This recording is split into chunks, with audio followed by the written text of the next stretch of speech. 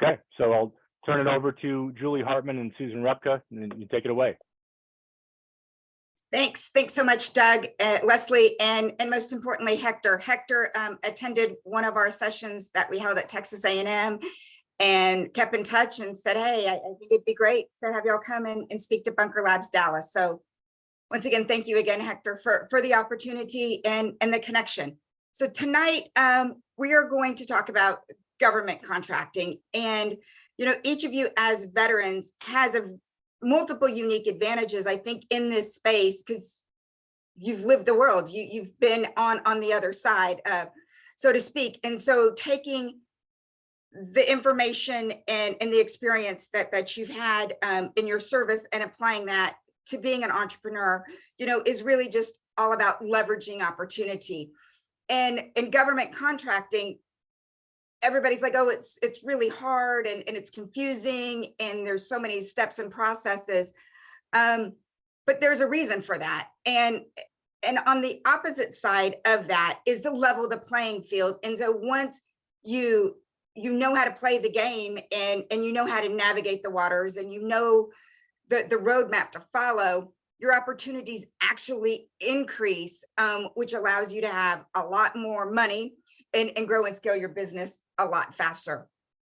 As we go through today, Susan and I are going to both present, and we really want y'all to be engaged. We want you to ask questions, put them in the chat, raise your hand. As we go through the sections, we'll pause at the end as well, if there's something that comes to mind, because the more that you're engaged, the more you're going to gain. And we really want to be of value to each and every one of you.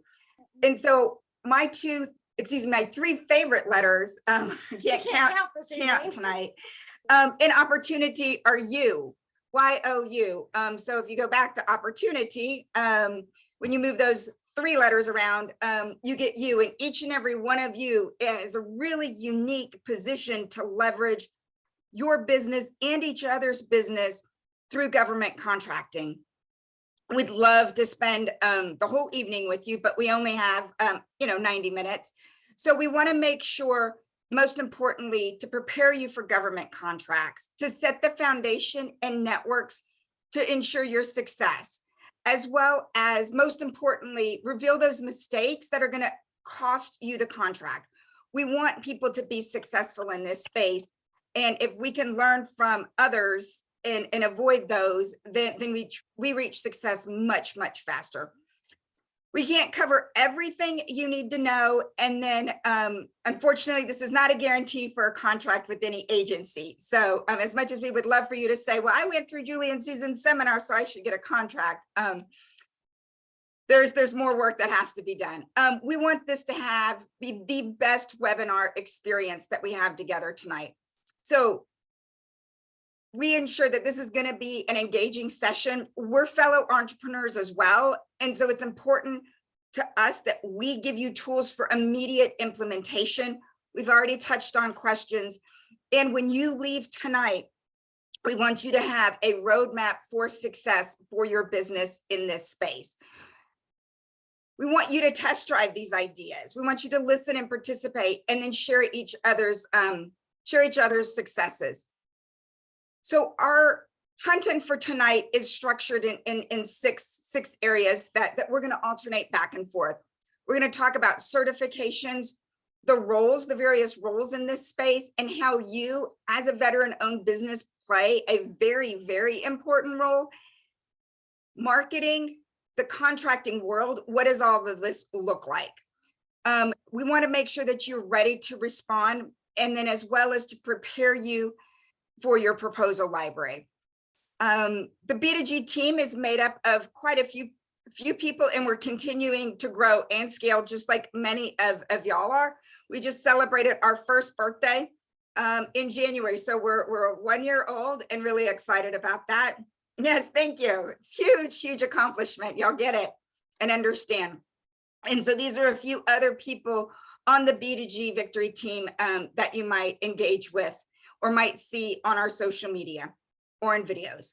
A little bit about myself. My dad was in the Air Force. He was a master sergeant and retired after 27 years. So I was fortunate to be born abroad, started school, and then he retired at Bergstrom. And so love to give back. And ironically, both Susan and I both have Air Force stats, which is pretty cool. I've leveraged many different programs, just like you are, leveraging this program. I went through the Goldman Sachs small business program over 12 years ago. And I just finished in May getting my executive MBA from Texas A&M. Susan and I met over 20 years ago when I had my previous business that I successfully exited. And Susan was the director of the Women's Business Enterprise Alliance. So Susan actually certified my first company, which is pretty cool that we've been able to grow together all of these years and then have a business together. So she's lived this world. She spent over 20 years working with small businesses. She was the executive director of the Women's Contractors Association as well. You know, all of her work and her impact has been recognized not only locally, but nationally. She was one of Houston's most influential women, top 25 women of Houston by Rolling Out magazine, and excuse me, received the Legacy Award for recognition of her work, specifically for the impact that she did with women-owned businesses in Houston. We want to make sure that everything you take today can be turned into immediate actions for your victory plan. So grab some paper, you know, type in your computer or however you want to do that to make sure that as we go through all of this information, it's going to be kind of government contracting by fire hose, that you're able to digest it and put it into manageable chunks, whether that's next week, next quarter, or whenever, that you can implement into your business plan and your business strategy where it makes sense. So one of the first things that you might want to check off your list is our YouTube channel. So we have over 100 videos on our YouTube channel, and this video will be posted there, and we've got them broken up into different playlists. So if you wanted to focus on local government or in the K through 12 space or federal or state, and then we've got vocabulary words and all sorts of videos. So Susan's going to drop that in the chat. And once we reach 500 subscribers, we're going to give away a free capability statement. So that might be an immediate action item. We also just launched our podcast. So we've got one episode out. We're going to be dropping multiple episodes later. So if you're a podcaster listener, then you can do that as well. All righty, drop your questions in the chat. And then if you haven't already, make sure to put your contact information in the chat as well. We want to stay connected with each of you as you grow and expand in your journey through government contracting. We're going to do our first switch, and Susan's going to come and talk about certifications. Yeah. So as Julie said, certification has been my world and it's actually this month, 25 years that I've been working with small businesses and the certification world. So we kind of refer to as our alphabet soup. So you've got your 8A, your VOSB, SDVOSB, MBE, WVE, WOSB, EDWOSB, and on and on and on. So all of these certifications are for different agencies, different types of agencies. So now what most people don't realize, it's not a pick one and that's it. It is, you can have as many certifications that meet your qualifications as far as minority or woman-owned or veteran-owned or service-disabled veteran-owned. But you need to determine which ones are the best fit. Because if you are never going to do to go after a government contract with the K through 12 space, you might not need a certification that is based in that particular one. Or if you're not ever going to be an airport concession disadvantage business, which is an ACDBE, you probably won't need that one. So we're going to kind of walk you through of all of the different certifications, as well as sort of where they fit in the government contracting. So different agencies and different entities use different certification. So federal, 8A, VOSB, SDVOSB,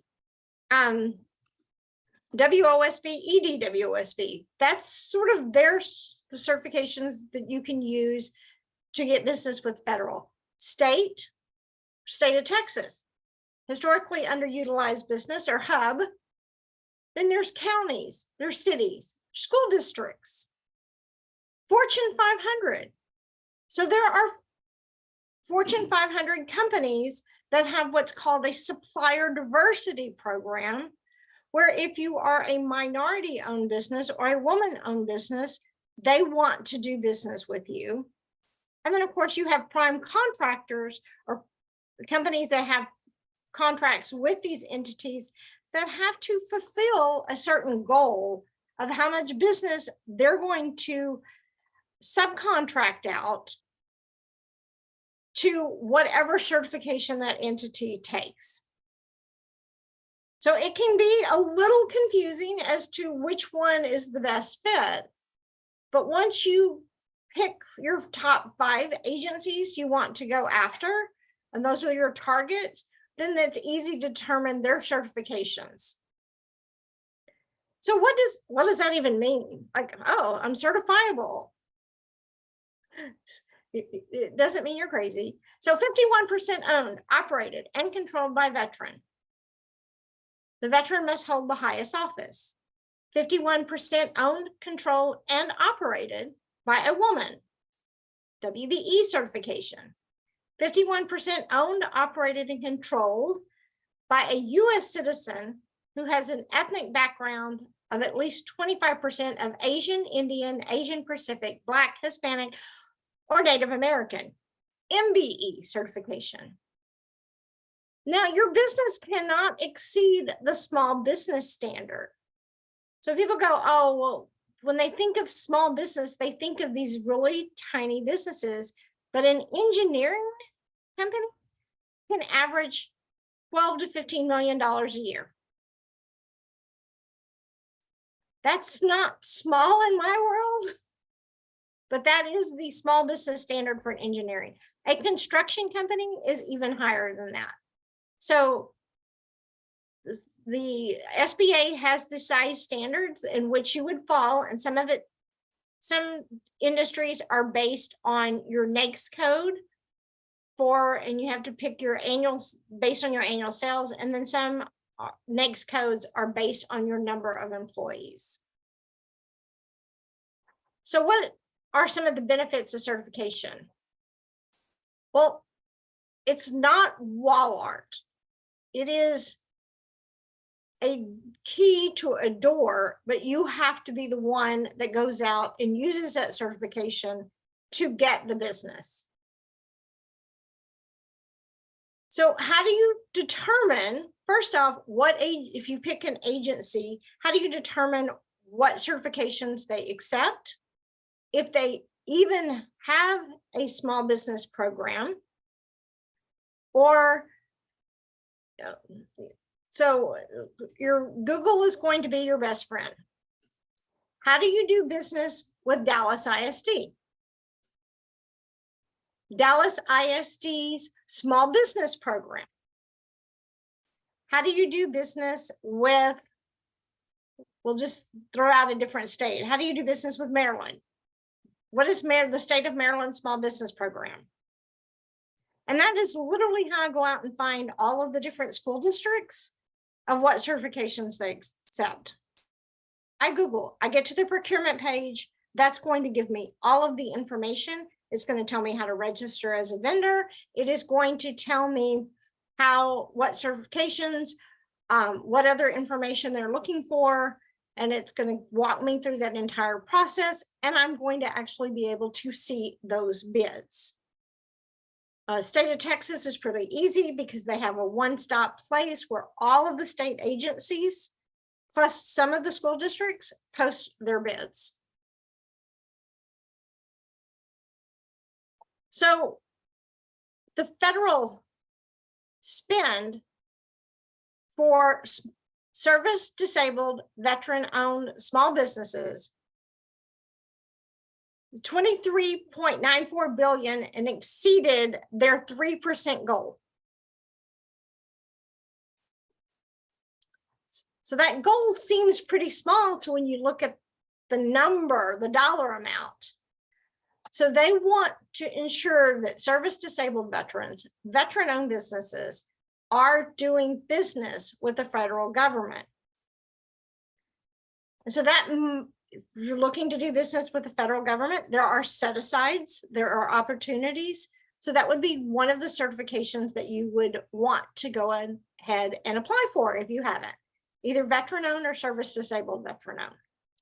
State of Texas does a really good job of tracking their numbers of how much business they spend with women, minority, and they also have a service disabled veteran owned certification with the state.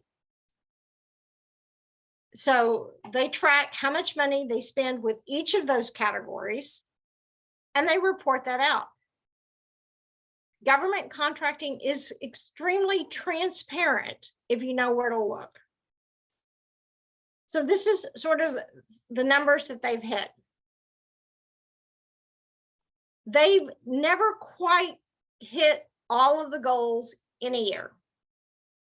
So they need small businesses to get the certification, apply for contracts, and win, because they really need to hit those numbers. And the thing is, they will never increase the numbers till they hit them. So we all need this to join in together and make sure the state hits their numbers. All right, before we move and do a next switch, does anyone have any questions on certification? Nope. I'll jump Okay. in. I have one quick question. Depending on the certification process, right? Like I know like one company is Novova, right? And sometimes the certification process can be long. So what do you recommend to kind of help out with getting all the documentation in place? Because it's a pretty heavy admin lift to kind of get organized enough to get certified. What's like some best practices that you would have for that? Organization. We have, for our clients that we're working on their certifications for them, we create files. Like this is all their legal documents. This is all of their company information. This is all of their financial information. And we have it very organized, naming the files so that when you're uploading them, you're not having to open them and go, okay, what document is this? So if you name those files, 2019 tax returns, or John Doe's resume. So organization is the most important thing. After being 25 years, I've had people send in their application. It looked like they dropped it on the floor, scattered the documents around. And that's back when we were doing them hard copy. And then I would have to sit there and try and figure them out. So just make sure as you're scanning your documents in, if you're needing to scan them or you're putting them together, just make sure that you have a certification folder and have everything labeled correctly. And then when you're uploading them, it will go so much quicker and just be easier. Or then you can just hire B2G and help you. See? Susan, right. I got a quick one. Do you have any intel on specifically the federal certifications that transferred from being certified by the VA last year to being certified by the SBA at the turn of this year? Is that process less cumbersome, more cumbersome, the same, or is it too early to know? I'm not sure. It could have been more cumbersome than the old process. Yeah, the old process was something else. That was brutal. It is a much, I'm not going to say much easier. It is an easier process than it was before. I got mine in and it seemed like far less documentation was necessary. And even just the website being modern, The and well website. laid out, it was easy to the understand. website's horrible. So yeah, it is a much easier process. And they've been doing certification for a very long time, so they know what they're doing. So it is easier. If you have not done it, this would be the time to do it. Got it. Thank you very much. You know, another question that we typically get is where do you start with the certifications, right? Because Susan, I think, went over like 8 or 10, and Leslie, wow, like that's awesome. And I think it's go back to your business plan. What's your strategy? What agencies fit best with your short-term and your long-term, you know, business plan and strategies, and then approach them that way.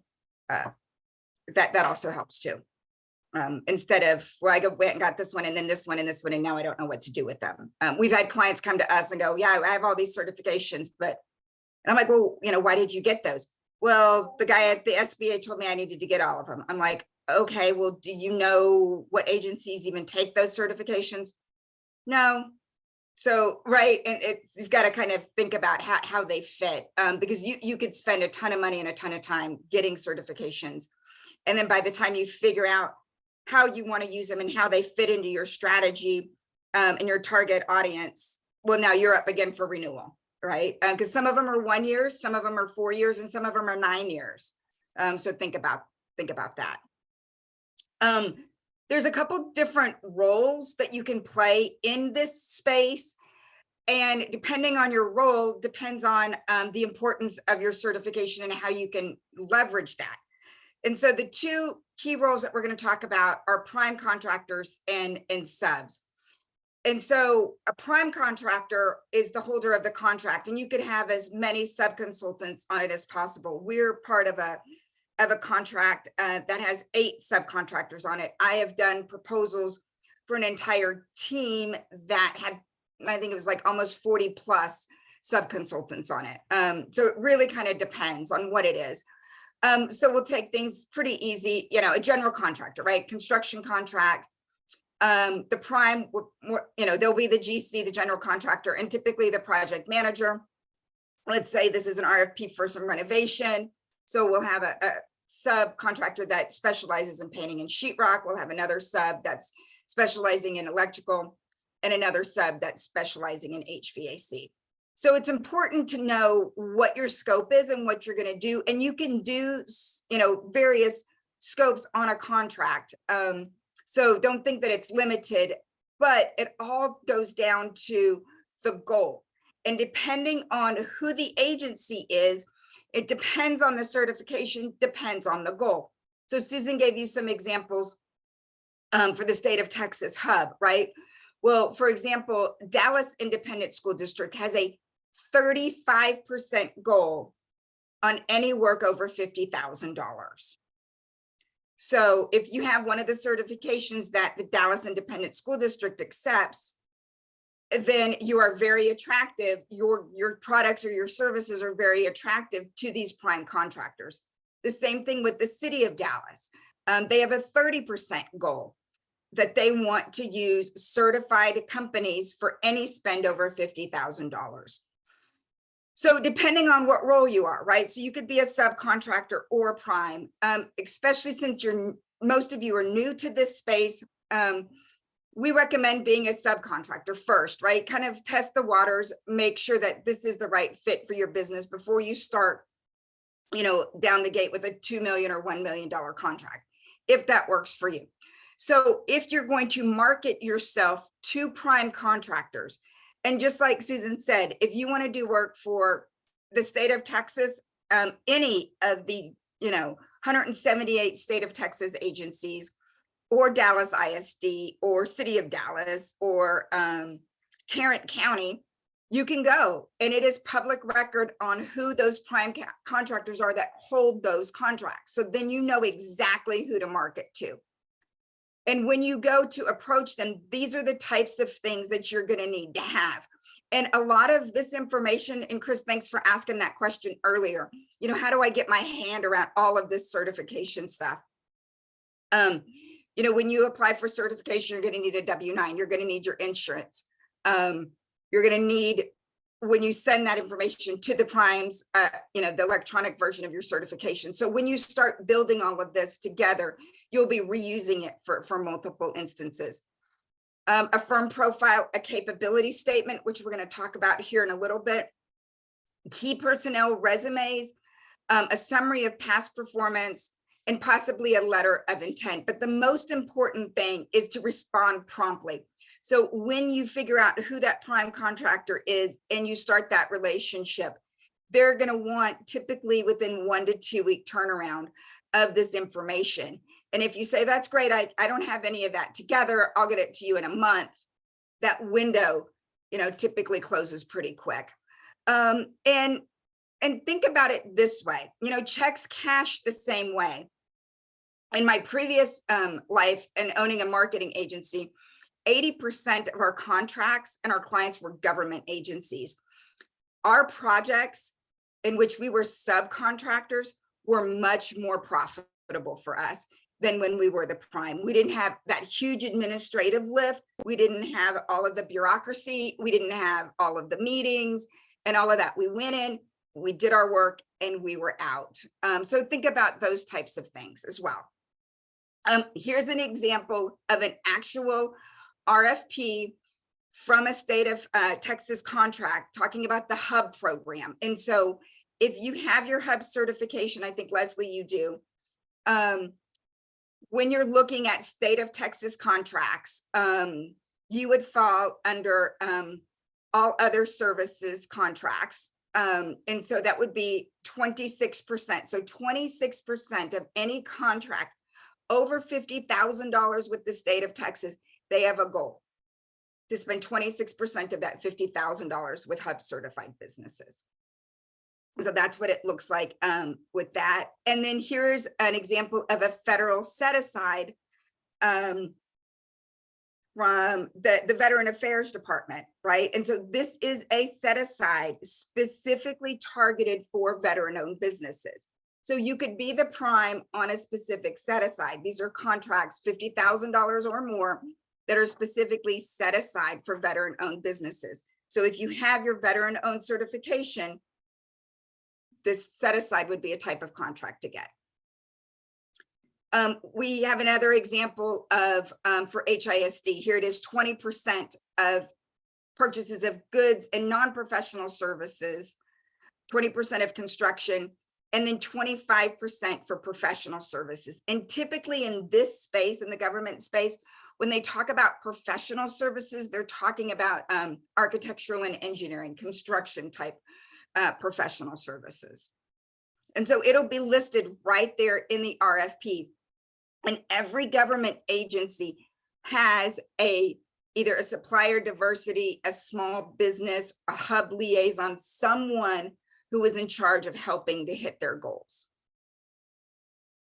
So if you want to jot down maybe a few of these things that we've talked about in the certification section or in the roles section to add to your victory plan, go ahead and do that now. Or if anybody wants to share with maybe 1 or 2 things that they've already added to put in their victory plan from the information that we've covered.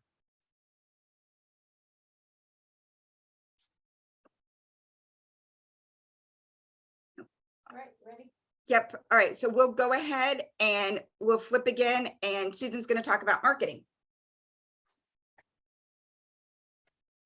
So when I was talking about your certifications, one of the things that I said was it's not wall art. And I used to go out and do site visits for these small businesses. So to determine whether they were certifiable, whether they met all the requirements.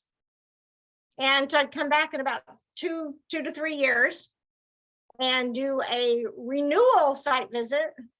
And you walk in their office, that certifications hanging on the wall. I said, well, what if, have you gotten any business from that? Nope, not any. Well, have you been to any events? Have you met any of our corporate members? Because we were on the Fortune 500 side of this. Nope. Well, why don't you come to the next luncheon? Nope. Well, just because you have a fishing license doesn't mean you're going to catch any fish if you don't go fishing. So it's kind of like, how are you going to use this piece of paper moving forward and let people know you have the certifications? So you can put it on your capability statement. We're going to show you some samples of that. Mini statement of qualifications, business cards, brochures, websites, trade shows. Let people know. Put it on your social media that you are certified. Presentations, ads, newsletters, email signatures, invoices, vendor profiles, vehicles, if you have a vehicle with your graphics on it, and of course, do hang it in your lobby of your office if you have one. So let's talk a little bit about a capability statement. We're going to go over this briefly, and this is your one-page resume of your company. So we have Greg's before and after. So we do have his certifications listed. We have sort of is about the numbers, how many years he's been in business, but it's that visual of what his company does. And this is the marketing piece that you want to pass out at trade shows or at events where there are government buyers. This is what they're looking for. This capability statement is a ticket into marketing to these entities. So you see we have all of his certifications listed. He is a minority hub company. He's certified with the city of Houston. He is Section 3, Hire Houston First, and Metro. Here is one of our veteran-owned businesses, Greg Palmer. This is his capability statement. And this is One Day Came. So he is one of our success stories.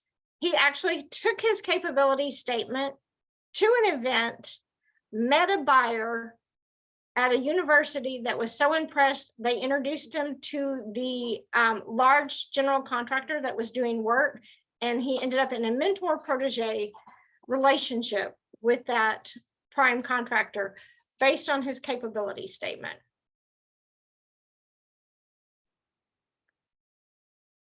So if you're doing maybe something, the next step after a capability statement, and you're putting together a statement of qualification, which has a lot of the same information, but it's got project information, it's got some bios, you would want your certifications listed on that as well. You don't know who that entity or what certifications are going to need, or if you're at an event, who that prime contractor is going to do business with. Business cards, your website, social media, handouts, flyers, and of course, hang it on the wall. All right, any questions? Because we're about to go in for through a very long section where Julie's going to give you all kinds of information. Now that we've got our certification, we've marketed our certification, it's now how are we going to respond? Any questions? I do. On the capability statement, I've had conflicting advice, whether it should be just the numbers for NGIP and NAICS codes, or if you need to write out what it stands for next to it. We have the room on when we're doing a capability statement, we always write out what it stands for, because there are some codes that may have multiple definitions, and we found that out when we were looking for the code for an arborist. So there were codes for tree trimming, but there's a code that exactly the same that is for arborist. So we use the word arborist for that one. Gotcha. Perfect. Thank you. All right, we're going to switch. You've got. No, that's a great question, Leslie, because I was actually today working on a capability statement for a client, and they do software, and there's so many different descriptions in that software code, and you want to be as specific as possible. And then also, when you're listing your codes on your capability statement, list them in the order of which you want to get business in, right? Because people don't read, right? And if there's a long list, make sure that the first and second one are the ones either that are the most profitable product or service that you offer, or the top one or two that have the largest amount of opportunity for.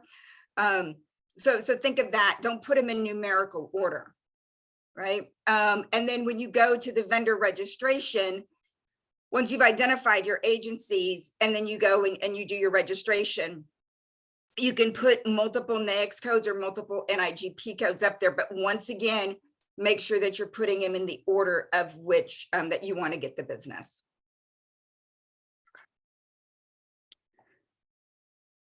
So the contracting world kind of makes you want to pull your hair out, right? It's a little intimidating, can be a little frustrating, and really not quite sure, where to start. And so that's one of the reasons why we want to go through some of the most common contracting vehicles and not make them so intimidating and demystifying. So there's 3 of them that we're going to talk about this evening, which is an RFQ, an IFB, and an RFP.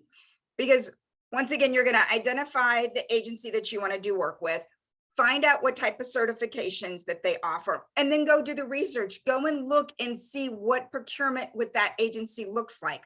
You can go to their website, or if you want us to help you find it, we can help you out and find past opportunities and see how they procure your goods and services and what that looks like.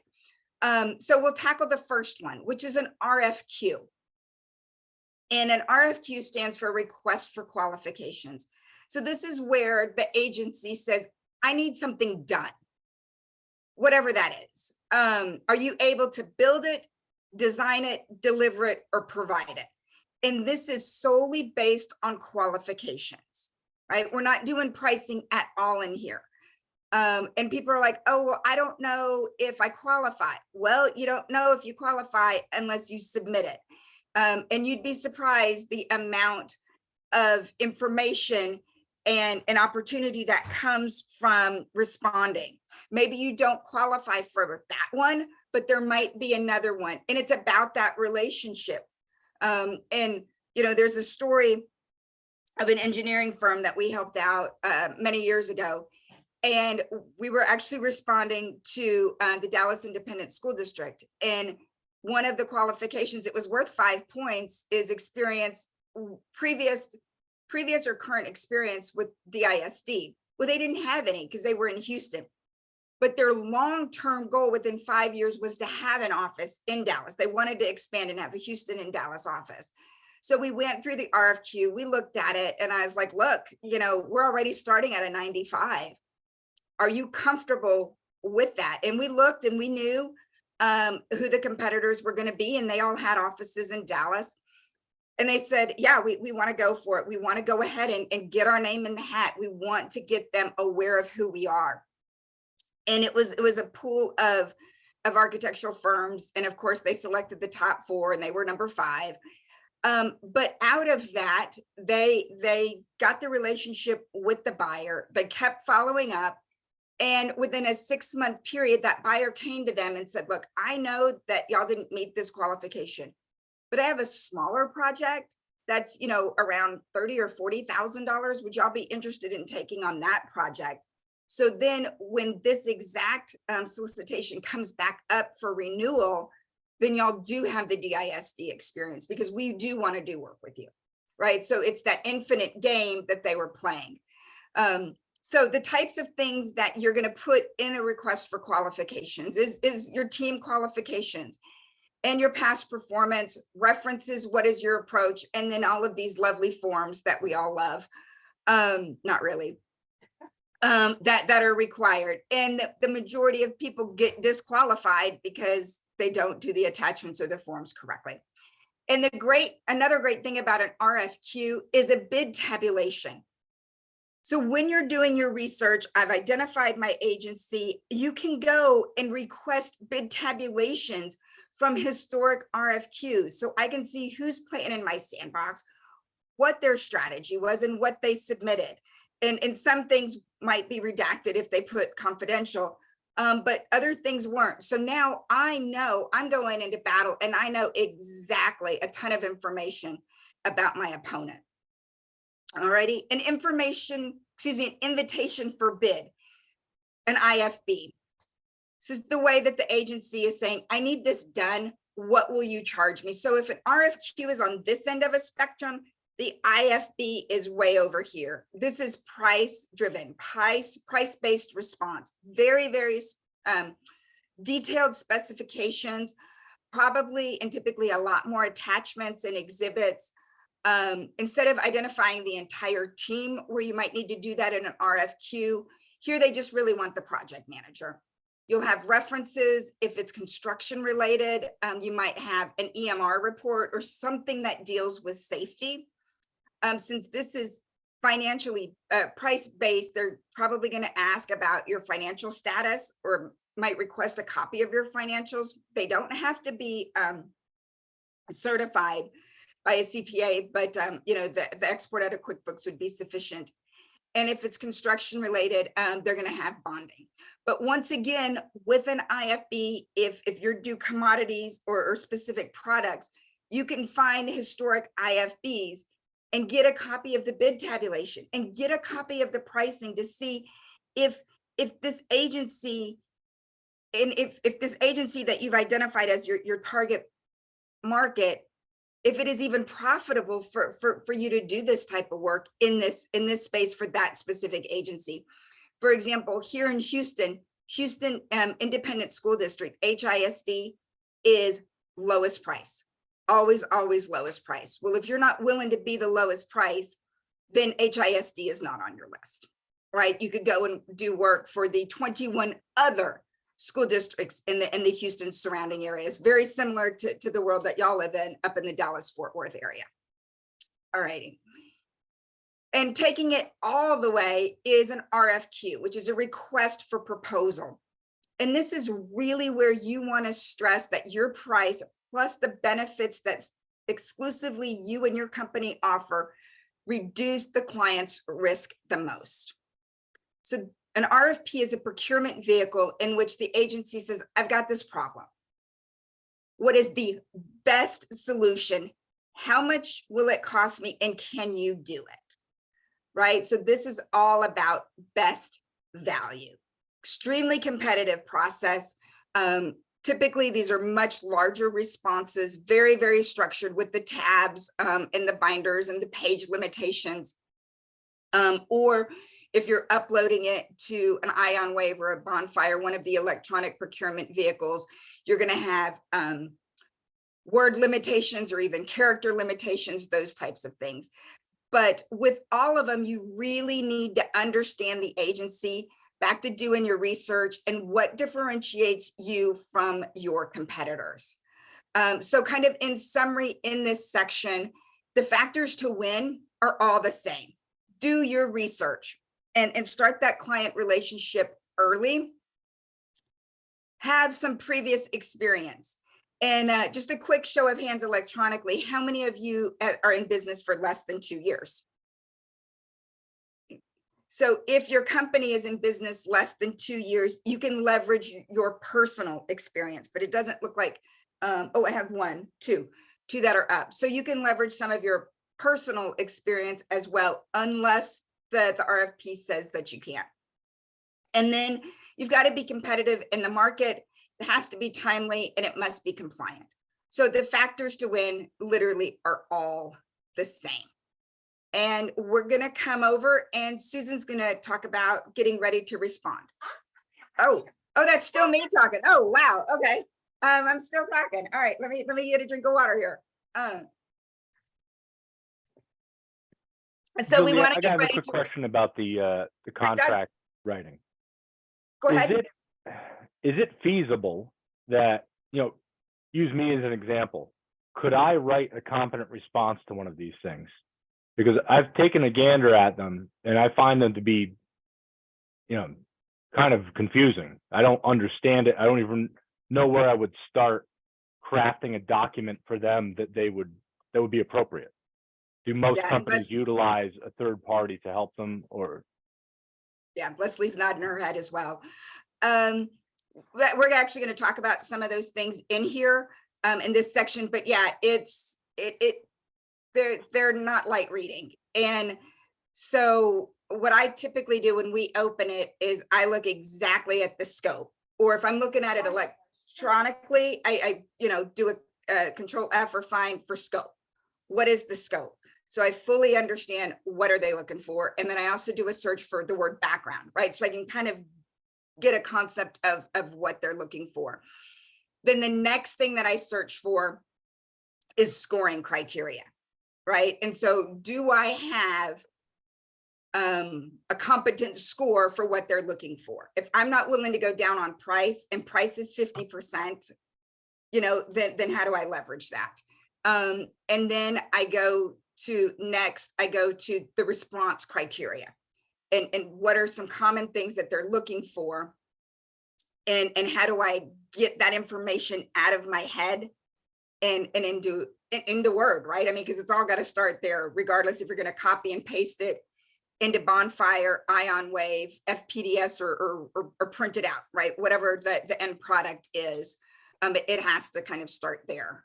And then download, if there's a pricing sheet, if it's an RFP or an IFB, or qualifications. And then start thinking of, why would that agency choose you? Why me? Right? What do I offer that's different, better, more competitive than the competition? Got it. That's a great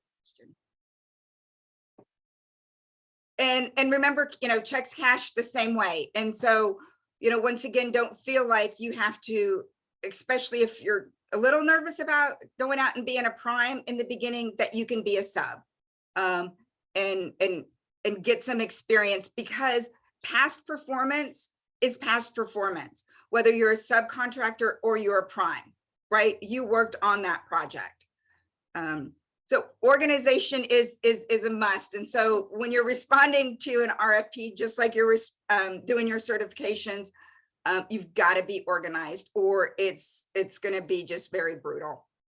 And so we like to suggest this file structure of the RFQ or RFP or IFB, whatever it is. And that is, those exact files that you maybe download from sam.gov or wherever you get the RFP. Then your content, how am I going to chunk this content back to Doug, your question, to make it a little bit digestible?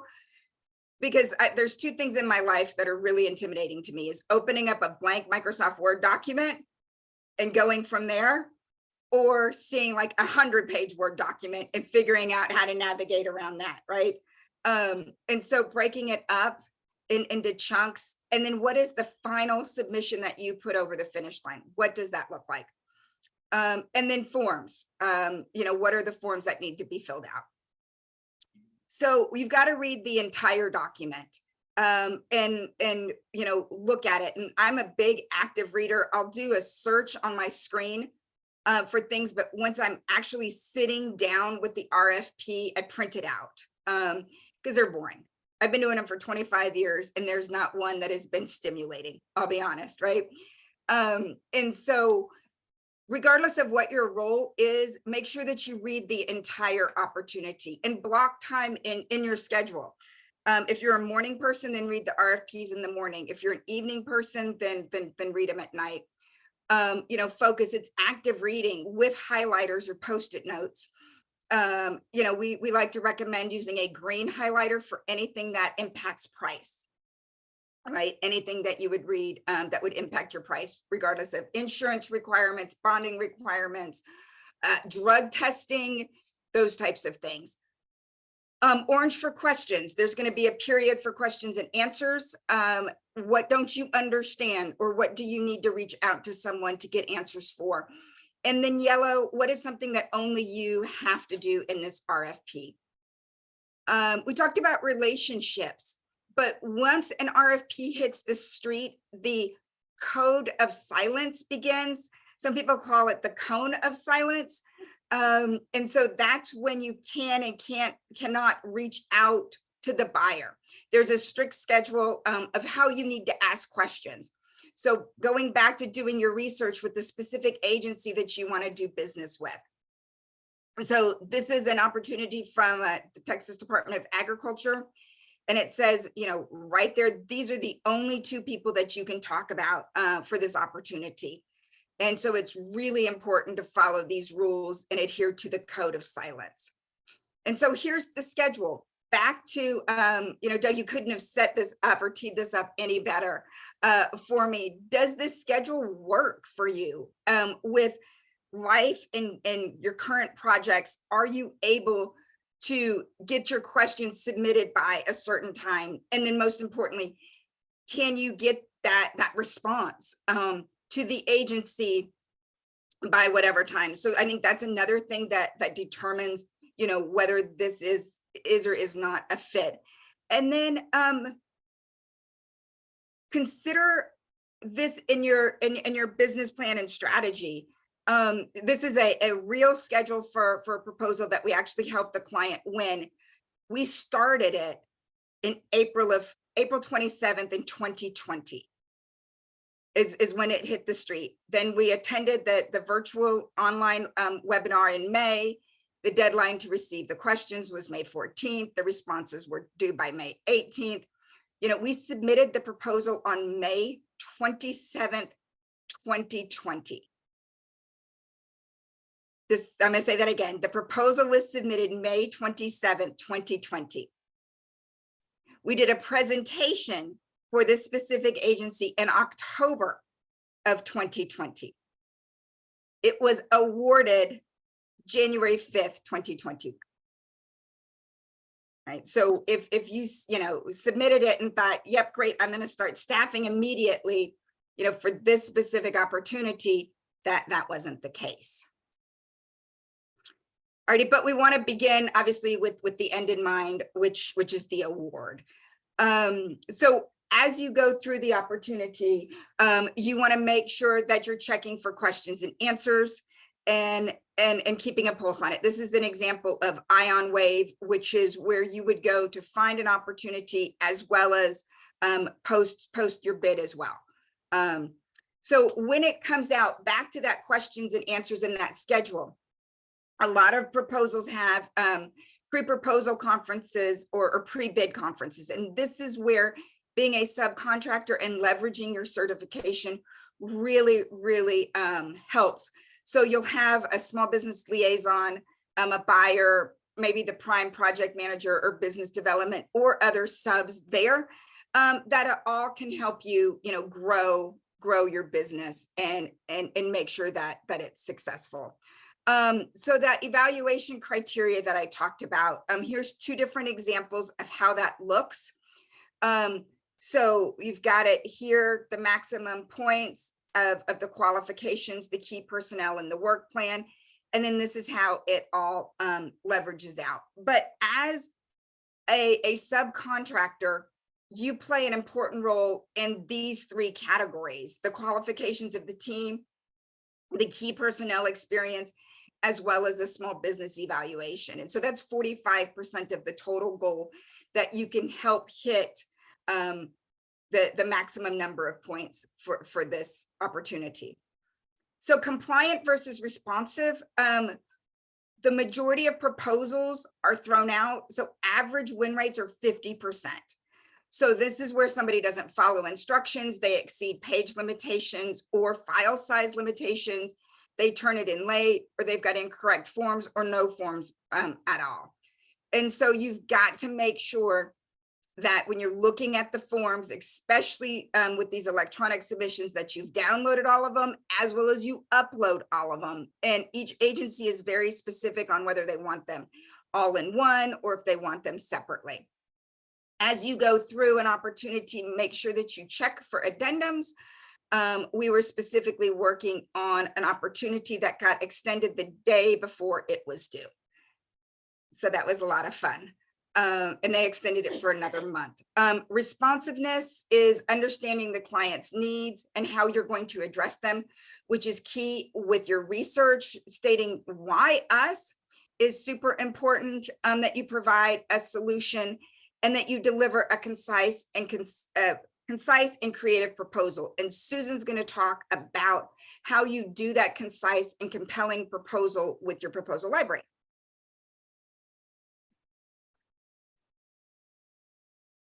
So now we're going to get into some of the fun things. What does an inside of a proposal look like when you're finished? The great thing about this, as you are submitting for proposals, you're going to reuse about 60% of your information for your next one. And then you'll continue to grow that so that your responses, you'll be able to respond faster. So we've had one client that we've been working with since 2018. I have all of his project information. I have all their resumes. And I just literally, what are your people? Tell me who the people are. I even have their subcontractor information. So it's easy to start building. It's that first, second, and third one that are a little bit of a challenge. So you are going to have to write. And as Julie said, opening up a Word document can be very intimidating. So the simple cure for writer's block is to write. So just start. And the RFP or RFQ is going to break down what they want. So just take that information and start explaining how your company can do this and how your company can do this better than anyone else. So just start. So let's start with one of the main documents that they're going to ask for, and that's a firm profile. It is the introduction of your company to that government entity. It's going to let them know a little bit about who you are. They're going to give very specific information of what they want to ensure that you cover. And then so that they have sort of an apples to apples comparison.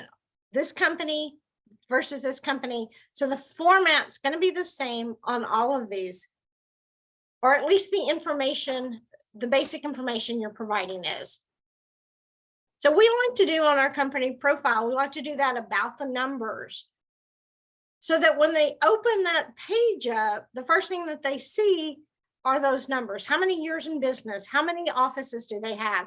How many employees do they have? How many specific projects that look like this have they done? And then, of course, we're going to answer the questions that they want. They want the company name, when it was established, what type of entity it is. So we've answered their question, but we've given them a little bit more of a visual of that company. You want to focus. Most RFPs and RFQs have a page limitation of how much information you can provide because somebody has to read it. So make sure that you try and get the main points in that first paragraph, first 2 or 3 sentences. Let them know what your strengths are in a very concise way. And if you can do that visually, even better. So the firm profile, it asks, your quality of work, your communication style. It is really going to set the evaluator is going to give them that information that they need to understand as much about your company. And sometimes your firm profile can only be 2 pages long. So it does have to be very concise. So here are some examples of some firm profiles that are a little different because we wanted that visual. This is the entire team. So you have not only the prime contractor, you have all of their subs, and we've done about the numbers as a combined group. 723 completed TxDOT projects, impressive numbers to get their attention as you're going through this process. And here's the second piece of that. This is how many civil engineers we have. This is how many MEPs, how many architects. What this tells them is, even though we only have a few of those listed as being on the project, we have a bench of people that we can call in if we need to. You are going to have to toot your own horn.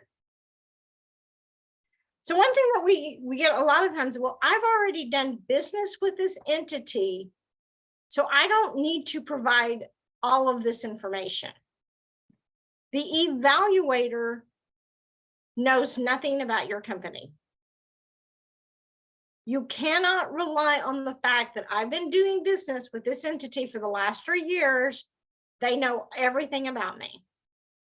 The person reading your proposal knows nothing about you, and they're scoring it based on their criteria and not your history with the organization. So now let's talk about your key personnel. One of the things that they will ask you is, who is going to be working on this project? We're going to provide them an org chart. This is not your company org chart with your accounting and your admin and all of this. What individuals are going to be working on this specific project? So here we have what's called a standard org chart. The entity that we're submitting to, as well as your prime contractors, your subcontractors, what everyone's role in this project is.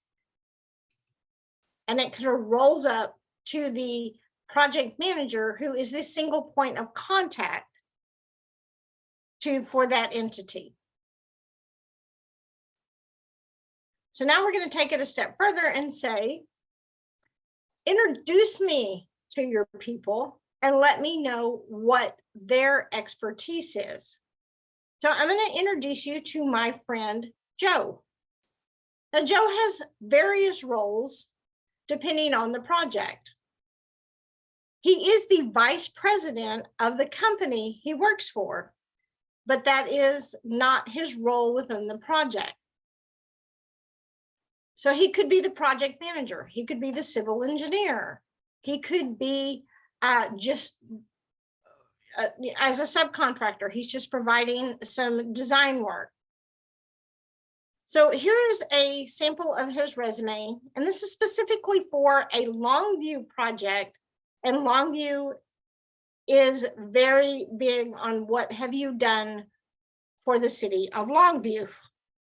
So along the side of his resume, that information pretty much stays the same for every project, with the exception of his project role gets updated, and then we update his years of service in the industry and for his company. His areas of expertise stays the same. If we have to shorten his resume for any reason, we may take out some of those bullet points that are not specific to this project, but normally those stay the same. It is the project experience that changes out on each of Joe's resumes, depending on the project. We want to ensure that we are putting projects on here that match the scope of work on the project we're going after. Now we have K through 12 Joe. So these are schools that he's done, their parking lots, their drives, their civil engineering. And then Joe has probably 4 or 5 different versions of his resume that we pull on and use depending on the project. Now the fun part.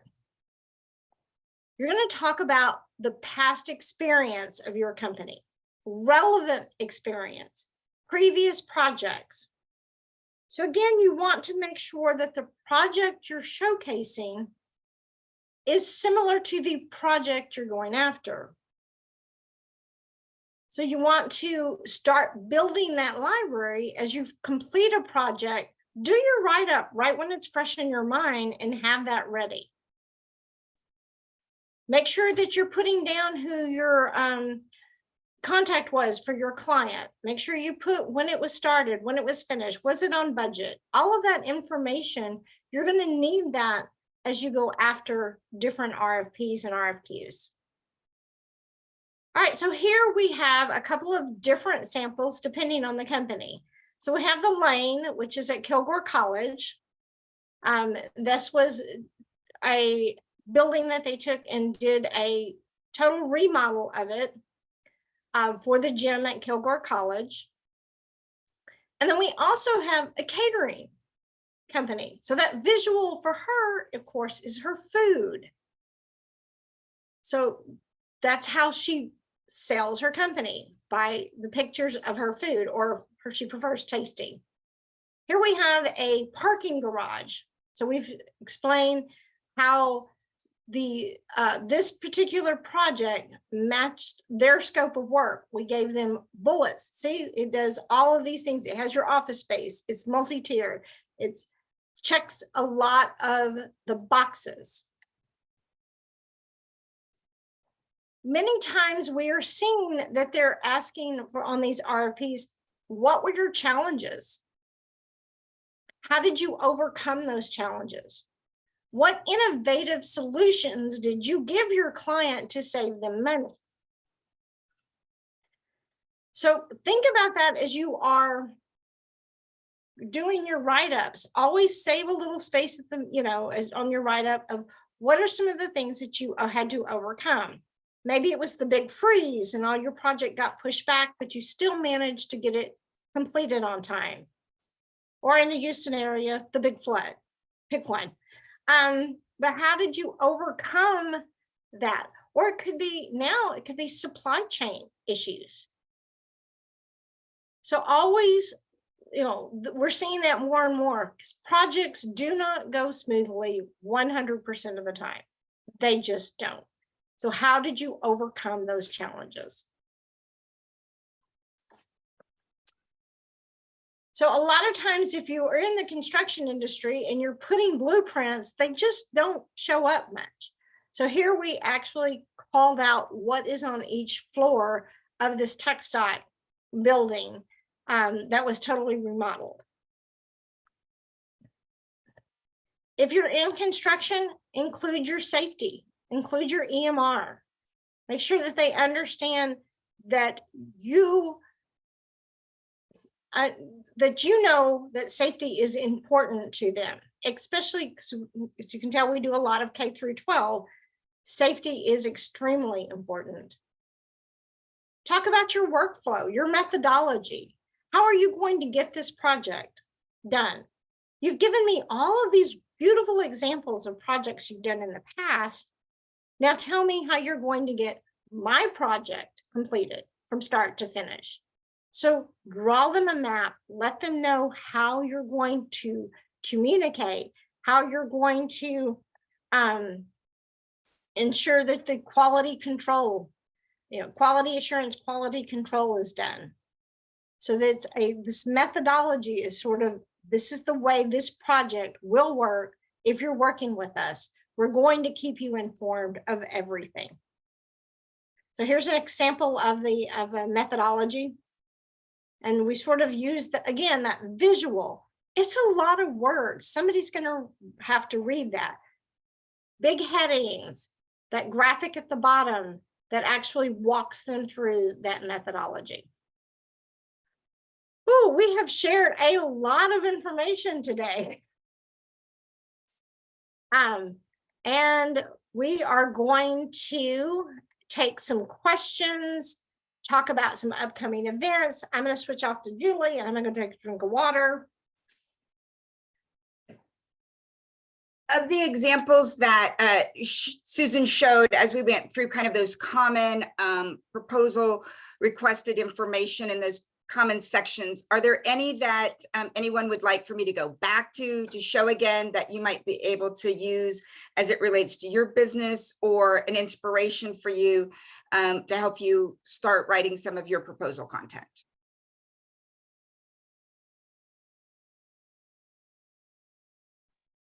Julie, something that came to mind looking at those I think many of us on this call have much smaller teams than some of the companies you were depicting. I mean, I would assume those are just larger projects, bigger companies, probably primes. You know, if you're going to serve as a sub to a big project, this would look different. Your proposal would look different, I would assume, correct? Yeah, that's a great question. And so when you're a sub and you're submitting information to primes, we'll use Joe. We pick on Joe a lot. We'll use Joe's resume. And so if they are going to be a sub, you're going to need to have a subcontractor package. And in that subcontractor package, you're going to need the resume of who the project manager is for your company, or your resume, right? You're also going to need at least 1 or 2 project sheets that are relevant to the project that you're submitting. And then you will also probably need, let me get up here, a firm profile sheet. And sometimes as a sub, they'll let you submit your capability statement in lieu of a firm project sheet. So as a subcontractor, sometimes those two are used interchangeably. But great question. And in your subcontractor packet, you're going to need at least the owner's resume, the project manager's resume, 1 or 2 projects with the relevant work. So here, you know, we've got this athletic center, and then to the right of it, we have a catering company. And so, you know, Newt Skis has been a part of a larger event contract where, you know, she was the catering portion of this big, huge event at University of Houston. And then times that, you know, she won a contract with, we helped her win a contract with Amazon, where she goes and does, you know, on-site catering for the various Amazon warehouses here in Houston. So a lot of this, when you build your library, you'll be able to use interchangeably. Great question. Thank you. Thank you. I have a question about past performance. So if you don't have much, the PTAC recommended, you know, literally list anything that you can think of that would be even remotely relevant. But is that the case? Do they care to see stuff? Like, what do you do when you're new? All of us are relatively new businesses, so you don't have that big long list of, you know, awesome projects like this to peddle. So what do you do? You leverage your experience, right? Because people hire people, right? And so this is, you know, Leslie's professional experience. And you've gotten all this experience somewhere, because then that's what you're using to go out on your own. And so it's okay to list it that this is your professional experience or owner's experience. We've listed it that way as well, just to differentiate the difference between the company and the owners. Susan, we're up against that right now, because B2G is only a year old and we've been doing this for 20 years. And so you just indicated that this is, you know, past experience or owner's experience or previous experience. And you just make sure, you know, that on the side, you know, for example, this lane one, you could put, you know, previous company, or, you know, the firm that it was that you did it under when you were with that firm. Correct. Because we've all been doing this for a long time and are experts in our respective areas. Mm-hmm. Thank you. I think we have a capability statement example that has. We don't have any. Oh, not in here. Wilson. Okay. Yeah, we do have a, not in this presentation, but in another presentation, a capability statement that specifically calls out the owner's experience. Same type of thing, you know, Leslie, with all of your professional certifications, right? So on your capability statement, all of your licenses and certifications with speech therapy would be listed separately than your company certifications. Very similar. Mm-hmm. Chris, were you about to ask something there? I was. Yeah, thanks for overwhelming us. I think we're we're ready to hire you. I was gonna say though, one thing that you popped up on one of the slides was the service connected disability for veterans or whatever, there's a quota on the state of Texas, which I saw as a great opportunity for a lot of, you know, companies that are certified in that. But I see that Texas isn't hitting that quota, right? How, I know it depends on a lot of different things like prioritization and categories and all this, all that mumbo jumbo that I do not know how to speak the language on. But I mean, how would you guys make that process easier in spotting opportunities? Because I know schedules is huge for this kind of stuff. How would your organization help speed up that process, spot these opportunities so you can fill in that 98% success rate? So we think about back to, you know, the state of Texas has 178 agencies. Each agency has a hub coordinator. What we will do is we will email you the list of all of the agencies and all of the respective coordinators, because these people's jobs are to hit these goals. So you'll go down it and, you know, you want to do business with X agency, I recommend you doing the research first. And then we can help you with that, the coaching of how that buyer conversation happens. But these hub coordinators, like I said, their job is to help that the respective agency increase their goal and connect you with prime contractors and connect you either directly with the buyers within the agency that could do smaller awards under $50,000, or get you a copy of the previous proposals and help you navigate that process. Because bids under 50,000 don't have to go through this process. They can be awarded Yep. to someone that they've met. So those are informal bids. And those are definitely the way to get into government contract if you can find somebody who has an informal bid. That they can just pick up the phone and award it. Yep. It's simple. And we'll email you over this list and you can go down and say, you know, you want to do work with Texas Parks and Wildlife. And so you call up the hub coordinator. They're going to ask for your capability statement. So you know, need to have that ready. We can help you with that. And just straight up, you know, use your capability statement as a sales tool, right? And we offer these services. Who do you currently buy under these categories? Are you happy with them? How long is that contract? How can we help support you? You know, I'm okay being the second call, right? And just start that relationship. And we do research for companies all the time. It's like, you know, it's like there's some, like, I don't even know where to start. This is what I do, but I don't even know who's buying the services. So we can go through and look at your NIGP codes or your NAICS codes and do some research and go, these particular companies are buying your service. But a transportation company, and she was looking at all of these different entities. I'm like, facilities management of the state of Texas buys a lot of transportation because they have to move things on there. She didn't even think about that, but we were able to quickly go through and find this is your target right here. So to kind of help navigate that. And the hub coordinator will direct you to the different buyers, right? Because different agencies have different buyers. One buyer might be in charge of facilities and maintenance. Another agency might split them. They might have a buyer in charge of FF&E, furniture, fixtures, and equipment. You know, IT, there might be a software buyer and then the hardware infrastructure buyer, you know, split up. And they'll help you navigate that. And those are your tax dollars at work. And once again, it's that person's job to help you with that. And then if you need additional help, you know, we're here. Great question, Chris. Yeah, thank you.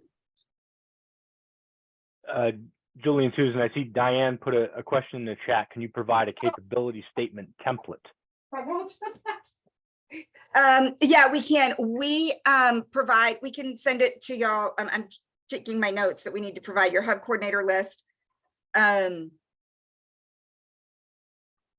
we have a worksheet that we'll send out to help you kind of get all of that information together. And then if you're interested in having us help you with the template, we can. Like you saw, each one of these are customized because you really want it to reflect your branding. And it is, you know, that first impression, you know, very similar to going, you know, on, what is it, Vistaprint or whatever, and grabbing that same, you know, card design. So you want yours to definitely stand out, but we'll send you over the capability statement worksheet that will help you kind of get all of this common information organized and help you get that all together. Excellent. Thank you very much.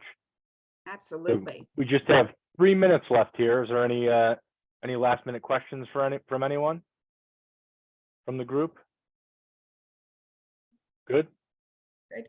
If you've been in business for 2 or more years, Susan's dropping it in the chat. The SBA Houston, but y'all can register for it, is having a annual matchmaker event, and it's a live and virtual.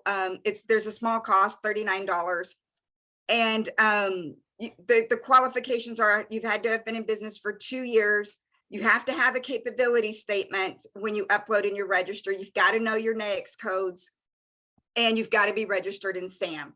So if you meet those 4 criteria, I encourage y'all to register for this matchmaking event, and then just start that process, right? You got to dip your toe in somewhere, and you might stumble, but we're all here to catch each other and make sure that that doesn't happen. We're also doing a session, a 60-minute session with February 28th on top mistakes that cost you the contract. I had the brain glitch there. So that's just kind of a quick lunch and learn for an hour. Join us on February the 28th. So other tasks, subscribe to win, you know, that free capability statement that you'll need when you solicit to prime contractors or the matchmaker event, or if you're going to go talk to the hub coordinators. We really want to reach 500 subscribers on our YouTube channel, so we'd love for you to help us get there. And this is all of us, the B2G Victory team. Put all the information in the chat, and we hope to connect with you on LinkedIn. We do put on our website, there's also events all over the state of Texas with various agencies and various networking events, educational opportunities that are on our website. And then all of our events, we obviously promote on all of our social media channels. Really want to once again thank Hector, thank Leslie, and thank Doug for having us tonight. We're a little passionate and a little excited about what we do. And we want to help each and every one of y'all grow your business in whatever type of government contracting, whether that's state, local, or federal, that we can do to help you win work.